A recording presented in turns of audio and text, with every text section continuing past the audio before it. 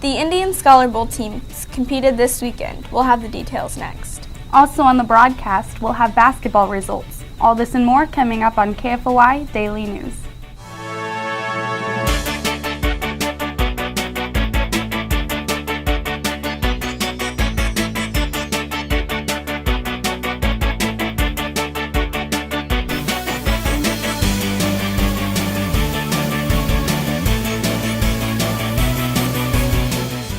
Good morning, Fort Osage High School. I'm Kayla Gross, filling in for Frankie Wanamaker.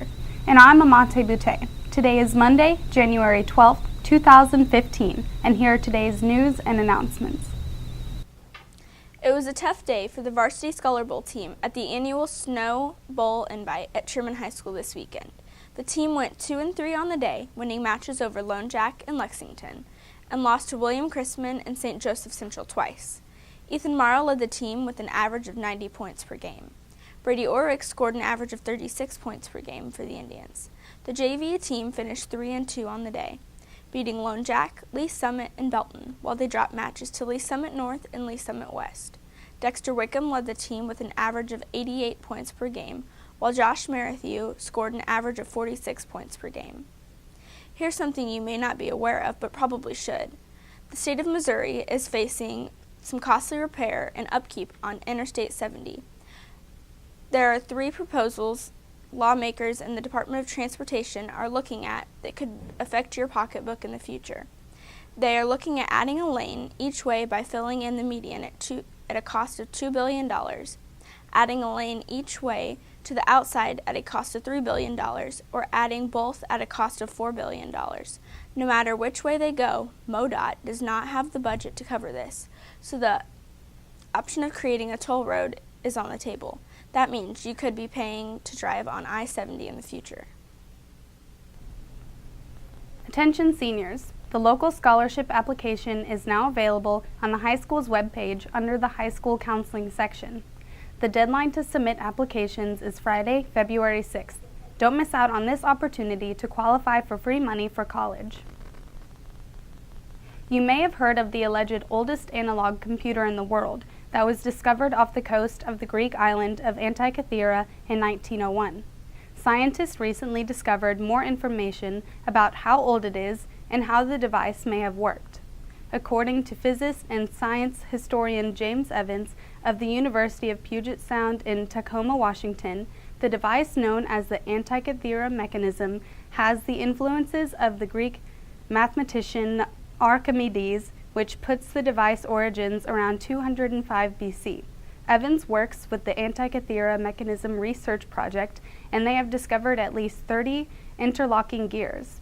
They believe that the mechanism was used for astronomy as evidence of heavenly bodies, and diagrams of the moon's movement across the sky are present on the device. Now we'll have today's weather report, sponsored by Lunar Bowl. Enjoy a dance club experience at Lunar Bowl. Disco lighting, current and classic music videos playing on our 3 10-foot big screens, and your BFFs with Cosmic Bowling at Lunar Bowl. Explore one of our weekend Cosmic Bowling sessions and get your bowling groove on.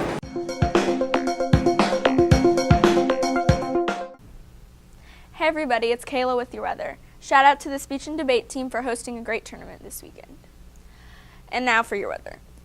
Right now it's feeling like 2 degrees, so it's pretty cold. And today, during the day, it will feel like 12 degrees. So it's going to be a little bit warmer, but not much. And tonight, you're going to want to bundle up because it's going to feel like -3 degrees, so it's going to be pretty cold. And tomorrow, it's going to be a lot warmer than it normally has been. It's going to be, the daytime high is going to be 22 degrees.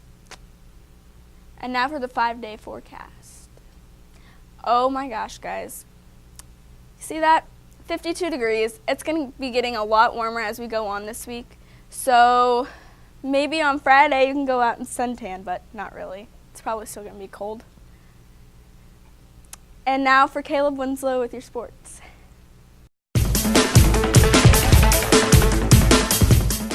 Hello everybody, Caleb Winslow, KFOI Sports. The boys varsity basketball team lost to North Kansas City Friday night, 74-70. Aaron Greer led the Indians with 23 points, Will added 15 points, and Willie Penniman and Dante Dodson tossed in 8 points each. Coming up on the Indian sports calendar for Monday, January 12th, the girls varsity basketball team heads over to Kearney for the Kearney tournament. The girls will take on Chillicothe at 3:30 p.m. On January 13th, the boys varsity basketball team will travel to Kearney for the tournament. They will play Belton at 3:30 p.m. Come out and support your Indians. Thanks, Caleb. On this day in history, in 1991, a divided Congress gave President George H.W. Bush the go-ahead on the Persian Gulf War. A coalition of 39 nations invaded Iraq, and after 42 days of combat, President Bush declared a ceasefire on February 28, 1991. And finally on today's show, the ACT prep word of the day is officious, which means interfering or offering unwanted advice. Well, that's all we have for you today on KFOI Daily News. Thanks for watching and have a great day, Indians.